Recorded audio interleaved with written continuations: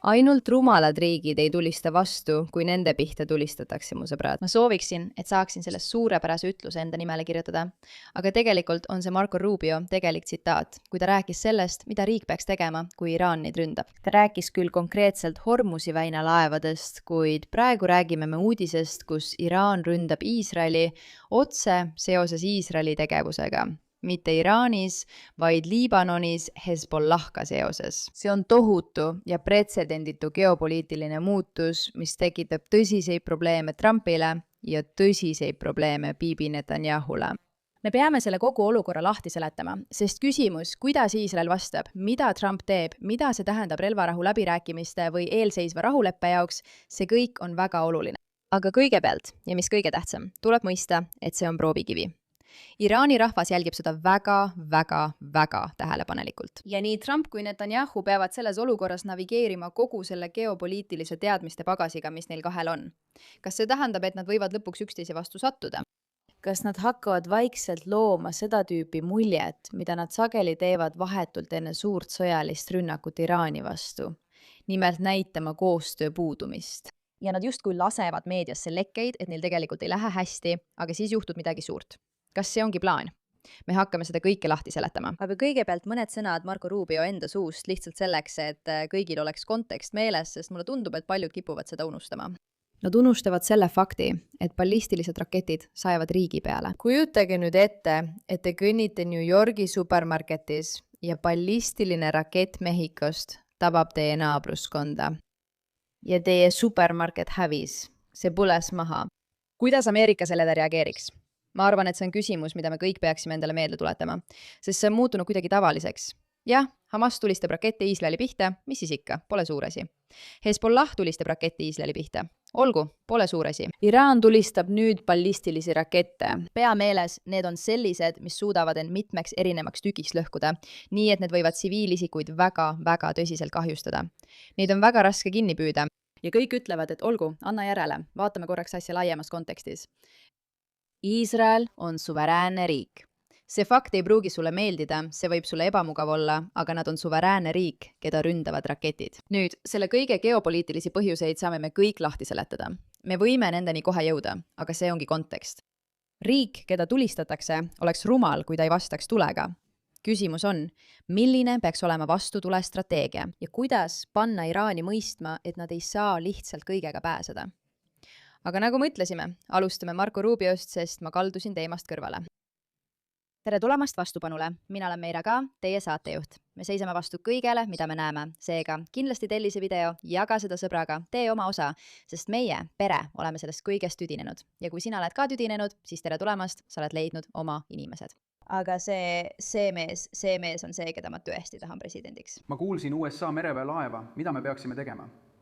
Nii et on relvarahu. Me ei hakka teie droone alla tulistama. See on rumal küsimus. See on rumal seisukoht.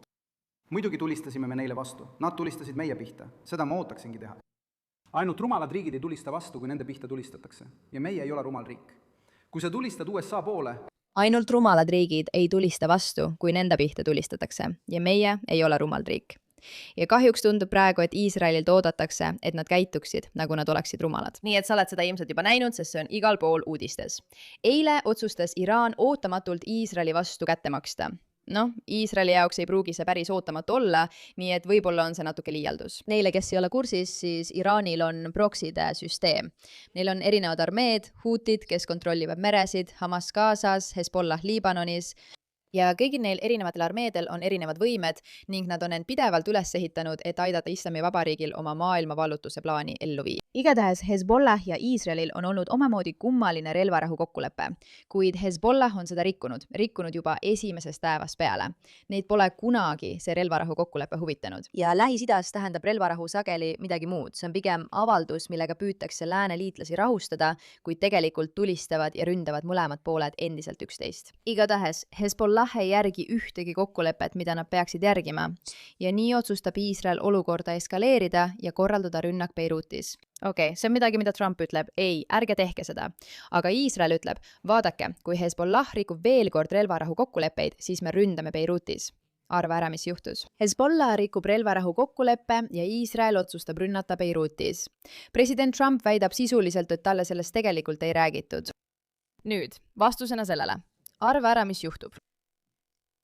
Iraan otsustab rünnata Iisraeli. Iraan, Iisrael ründab teist riiki ja seetõttu otsustab Iraan rünnata Iisraeli.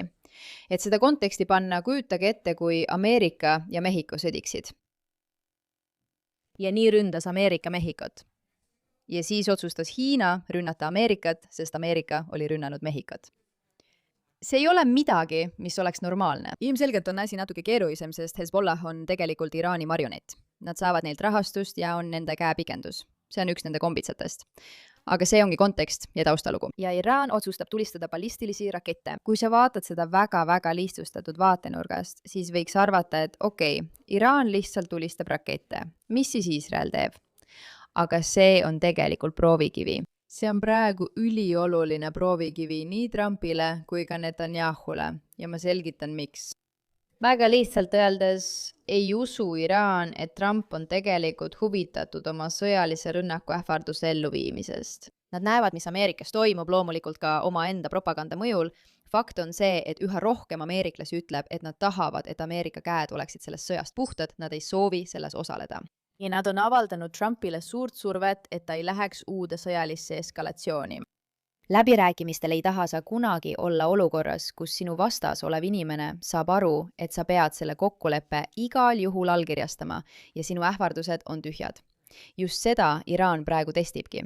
Kas Ameerikal on tegelikult võimekust ja huvi meid sõjaliselt rünnata või on need kõik lihtsalt tühjad ähvardused? Sest nende jaoks tundub see nagu palju tühje ähvardusi. Tegelikult tundub kogu Lähis-Idas, et Trump ajab praegu tühjade ähvarduste juttu. Teate küll, räägitakse, et me ründame, aga tegelikult püütakse iga hinna eest ründamist vältida. Selline tunne jääb. Ja nii mõtlevadki iraanlased endamisi. Teate mis? Kui kaugele me saame sellega minna? Kui sa ei ole kursis, kuidas Iraani strateegia toimib, siis vaata Meira Amir Kesho saadet INSTV-s, kus me räägime sellest üsna põhjalikult. Aga väga-väga lihtsustatult öeldes on Iraani meetod ellujäämine. Nad ei püüa võita, nad tahavad lihtsalt ellu jääda. Ja selleks on nad loonud kõikjale proksid, et kui üks hävib, saab midagi muud selle asemele tekkida. Kogu nende infrastruktuur on üles ehitatud nii, et see suudaks üle elada igasuguse rünnaku, igasuguse ülestõusu, igasuguse poliitilise segaduse. Jällegi, mitte selleks, et võita või midagi erakordset saavutada, vaid lihtsalt selleks, et ellu jääda ja edasi ehitada. Praegu mõistavad nad, et neil võib tekkida vajadus Ameerikaga kokkuleppe sõlmida. Ja see võib tähendada, et nad peavad mõneks aastaks peatama oma maailmariigi ülesehitamise, et kehtestada šariaadi seadus kõikjal. Ja seega loodavad nad, et nende väikesed või suured käsilased erinevates kohtades ei kao ära. Aga mida nad näevad, on see, et Iisrael ründab Hezbollat tõesti väga tõsiselt ja on tegelikult suuteline Hezbollah'le piisavalt kahju tekitama, et nende võimekust tõsiselt kahjustada ning see ei ole neile huvitav. Nii et nad on välja tulnud uue nõudmisega relvarahu läbirääkimisteks. Me nõustume relvarahuga ainult siis, kui Hezbollah ei tohi mitte mingil juhul rünnata. Nüüd on huvitav juba iseenesest see, et USA ja Iraan vahendavad kokkulepet, mis nõuab Iisraelil teatud sõjalisi tegevusi. Sest pidage meeles, et see ei ole rahulepe Iisraeli ja Iraani vahel. See on läbirääkimine, et proovida Iraani tuumarelvadest eemale hoida. Nii et Iraan ütleb sisuliselt, et Iisrael peab taganema. Aga Iisrael ei ole huvitatud Hezbollahalt surve mahavõtmisest, mistõttu nad jätkavad nende ründamist, samal ajal kui Hezbollah jätkab Iisraeli ründamist. Kõik see on keeruline viis öelda, et Iraan tegi eile midagi täiesti pretsedenditut ja proovis vajutada nuppu, et näha, kas nad saavad minna nii kaugele, kui tahavad. Kas me saame rünnata Iisraeli ja muuta selle uueks normiks? Nagu Hamas tulistab rakette, nagu Hezbollah tulistab rakette, me hakkame tulistama ballistilisi rakette. Ja Ameerika ei luba tegelikult Iisraelil midagi ette võtta, sest nad tahavad seda kokkulepet nii väga. Kui see on nii, siis nad teavad, et võivad neid läbirääkimisi venitada nii kaua, kui tahavad ja neil pole tegelikult eriti millegi pärast muretseda. Põhjus, miks neil pole eriti millegi pärast muretseda, on see, et Ameerika sõjalised ähvardused on tühjad. Seda nad püüavadki mõista. Ja just sellepärast ongi probleemne see, kuidas Trump eile reageeris. Peale selle, et Barack Ravid, kes on austades üks Iisraeli halvimaid ajakirjanikke ja paljuski reetur, kes aitab Iraani huve, postitas. President Trump ütles mulle, et ta helistab Netanyahule kohe ja ütleb talle, et ärgu ta vasturünnakut alustagu. Trump tuli kohe välja avaldustega, öeldes sisuliselt: Iraan, te tulistasite oma raketid, nüüd on kõik, tulge tagasi läbirääkimiste laua taha. Ma arvan, et täpselt nii ta ütleski. Ja lisaks, mina otsustan kõike. Tema ei otsusta. Netanyahul ei jää muud üle, kui Iraani leppega nõustuda. Mina teen otsused. Mina teen kõik otsused. Bibi ei tee. Ta vastab sellele retoorikale, mida oleme näinud kogu spektris Bibi Netanyahu kohta, et tema justkui kontrollib Ameerikat. Aga mis kõige tähtsam, ta ütles Iisraelile ei. See jätab Trumpi üsna ebamugavasse olukorda, aga see toob meid ka teise teema juurde, millest peame rääkima. Nimelt Netanyahu roll selles kõiges. Aga enne kui me selleni jõuame, kas USA ja Iraani tuumalepe üldse sünnib? See ongi see suur küsimus, mis kõigil mõttes on. Loomulikult arutavad inimesed seda Kalshis, mis on praeguseks ilmselt teilegi tuttav kui Ameerika suurim ennustuste turg. Laadige alla Kalshi rakendus KALSHI ja kasutage koodi MIRA, et saada $10, kui teete $10 tehingut. Pange oma raha oma ennustuse taha. Just seda Kalshi teebki. Ja siin näeme, mida inimesed tegelikult selle tehingu kohta arvavad. See tõuseb, see langeb. Enne detsembrit, pärast novembrit, enne ja nii edasi. Inimesed ei ole kindlad, mis toimub. Aga kui need rünnakud kõik aset leidsid, siis selle tuumaleppe võimalus väheneb. Ja jälle, miks see nii on? See on väga lihtne. See on sellepärast, et Lähis-Ida inimesed ja eriti iraanlased näevad nüüd Trumpi kui kedagi, kes ei ole valmis lõpuni minema. Siin võib toimuda veel midagi, millest me pole tegelikult rääkinud, mis on midagi sellist, et kui vaadata, kuidas Trump ja Netanyahu on kogu selle sõja jooksul käitunud, siis nad lasevad sageli avalikkuse ette mingisuguse tüli või vaidluse vahetult enne seda, kui nad ründavad või plaanivad suurt sõjalist rünnakut. See tähendab, et on võimalik, nagu Trump on öelnud, et kolmapäeval pidime allkirjastama kokkuleppe. Nüüd püüab Iisrael seda nurjata. See kõik on vaid fassaad. See on kõik fassaad, mis võimaldab. Me ei tea seda, aga see on võimalus, mis võimaldab kolmapäeval kokkulepet mitte allkirjastada ning siis võivad Iisrael, Iraan ja Ameerika minna Iraani suure planeeritud sõjalise rünnakuga.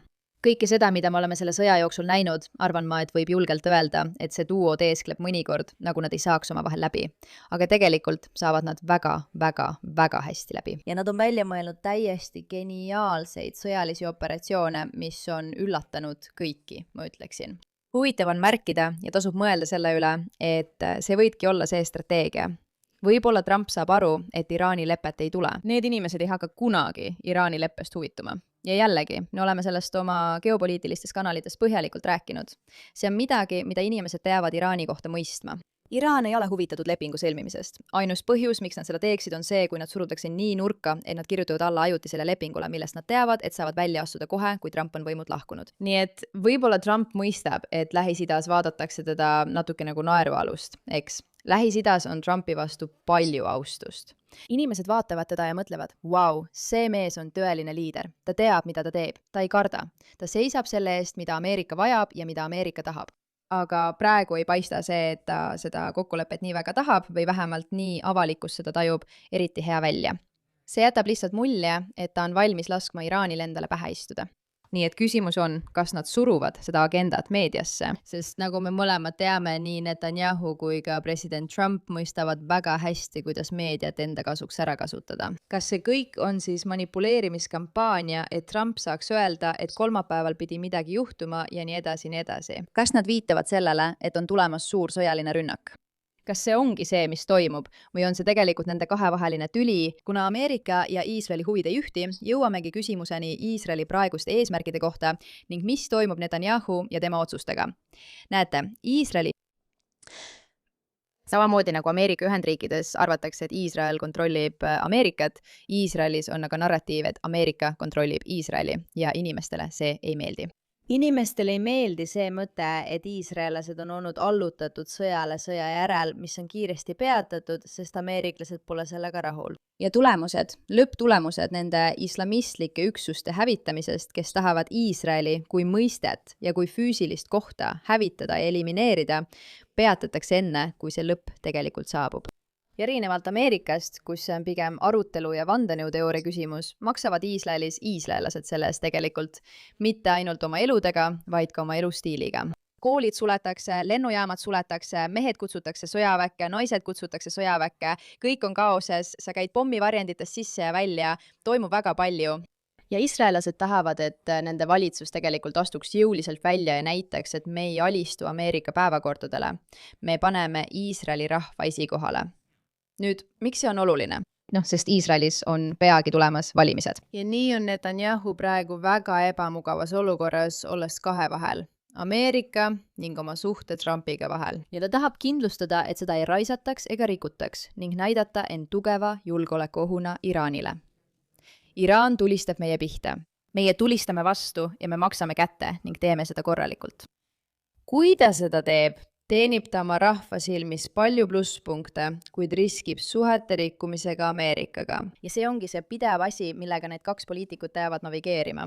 Nende sisemine baas, inimesed, kes neid tegelikult valivad, mis on väga oluline, aga rahvusvahelised poliitikad ja demograafilised tegurid, millega nad töötavad, mis on maailma turvalisuse jaoks sama olulised.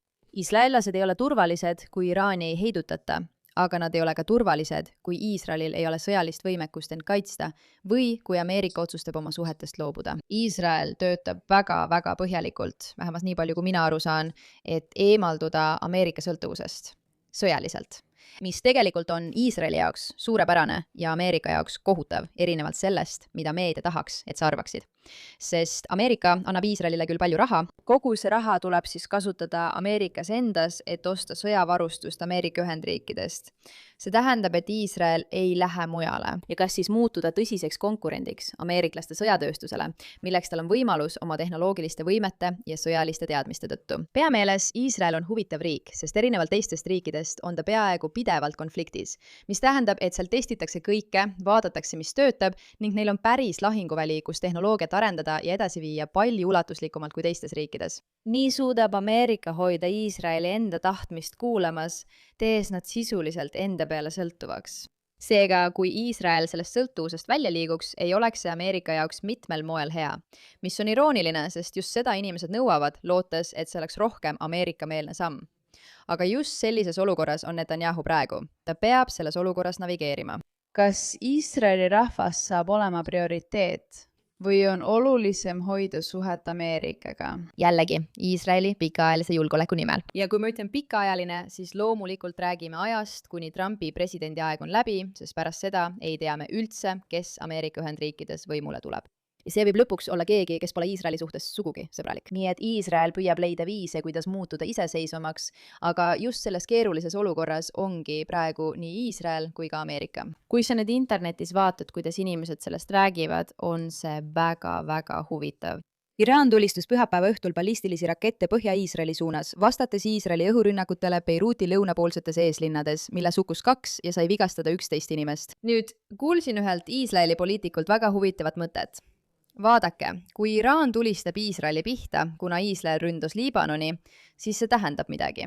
See tähendab, et nad kardavad väga-väga Iisraeli võimekust Liibanonis. See tähendab, et kättemaksuks, selle asemel, et vihastada ameeriklasi rünnates Iraani ja potentsiaalselt eskaleerida see täiemahuliseks sõjaks, mida see veel ei ole, kuigi see mingil määral juba ongi sõda, sest kui terve riik veedab päevi pommivarjendites, siis mis see muud on kui sõda? Kuid miks te lihtsalt ei ründa Liibanoni? Miks te ei ründa kättemaksuks lihtsalt jõulisemad Hezbollahad? Sest see lõikab kohe läbi Iraani katse öelda, teate mis, meie kontrollime kõike, mis toimub.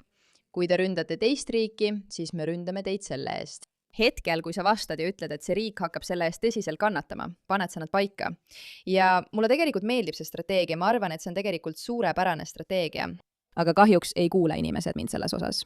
Iisraeli kaitsevägi on enamik rakette kinni püüdnud ja ohvreid pole teatatud, kuid Iraani revolutsiooniline kaardivägi lubas terve nädala rünnakuid, kuni Iisrael lõpetab. USA president Donald Trump kutsus peaminister Netanyahut üles mitte vasturünnakut tegema ja palus Iraanil naasta läbirääkimistele, tuues esile peaaegu lõpliku USA-Iraani kokkuleppe, mille rikkus see konflikt. Iisraeli ametnikud lubasid tugevat vastust kasvavate pingete taustal, mis tõstsid nafta hinda ja Bitcoini väärtust. Huvitav on siin märkida, et kuigi meil on olnud kuid neid läbirääkimisi, siis see, et kõik teesklevad nagu just see sündmus rikuks kokkuleppe, on naeruväärne. See lihtsalt ei vasta tõele. On väga-väga selge, et see kokkulepe ei lähe läbi, sest iraanlased tegelikult ei taha seda. Nii et see sobib neile ideaalselt.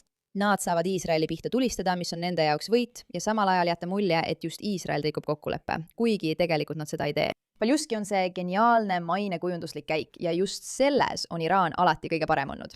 kõige parem on välja mõelda, kuidas luua internetis libedat narratiivi, mille õnge lähevad inimesed, rumalad inimesed. Ja see aitab kaasa sellele, millise suuna poliitikud otsustavad võtta. Muidugi postitas Iraan selle lipu, mis ühendab Liibanoni ja Iraani, püüdes justkui näidata, et nad on Hezbollahaga solidaarsed. See on täielik jama, aga tegelikult nii ei olnud. Toimuva ulatus võib võtta aega, enne kui see kohale jõuab. See on esimene kord, kui Iraan ründas Iisraeli pärast seda, kui Iisrael ründas teise riigi territooriumi, mis ei ole Iraan. See tähendab, et lahingujooned on eemaldatud. Iraani heidutusvõime on juba taastatud selles mõttes, et Iisrael teadis, et igale rünnakule vastatakse. Aga nüüd on Iraan tõestanud, et ta reageerib ka Iisraeli rünnakutele Liibanoni vastu. See on esimene kord aastakümnete jooksul, kui piirkondlikul suurriigil on vahendid, võimekus ja tahe kasutada jõudu Iisraeli sõjaliste manöövrite või kolmanda osapoole vastu suunatud agressiooni vastu. Muidugi ei ole see Iisraeli-meelne vaatenurk, kuid just selliseid asju inimesed räägivad. Iraan on ainus riik maailmas, kes on valmis peatama Iisraeli laienemise. See on põhjus, miks Iisrael tahab, et me prooviksime Iraani hävitada. Olgu, täna öösel peab Iraan põlema.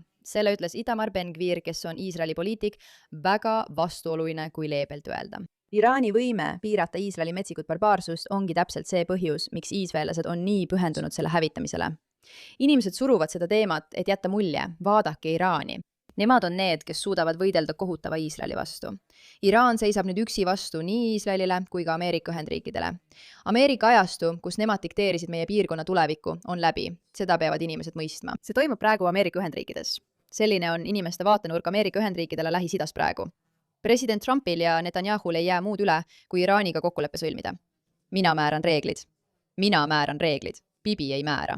Kiirudis S ja P 500 futuurid, mis olid kõik miinuses, muutuvad roheliseks pärast seda, kui president Trump ütles, et Iisraelil pole muud valikut, kui Iraani kokkuleppe vastu võtta. Olgu. Iraani revolutsiooniline kaardivägi ütleb, et see on pidevate rünnakute täisnädala algus. Järgmise 7 päeva jooksul lastakse ööpäevaringselt jätkuvalt rakette ja droone, kuni vaenlane on heidutatud ja lõpetab oma kuriteod. Vaatame, kas see tegelikult ka juhtub. Kui Iisrael on suveräänne riik, siis ei ole vaja seda liita Ameerika sõjaväega. Me peame praegu mõistma, et see on üks asjadest, mida Tali Bennett ütleb. Ta on endine Iisraeli peaminister.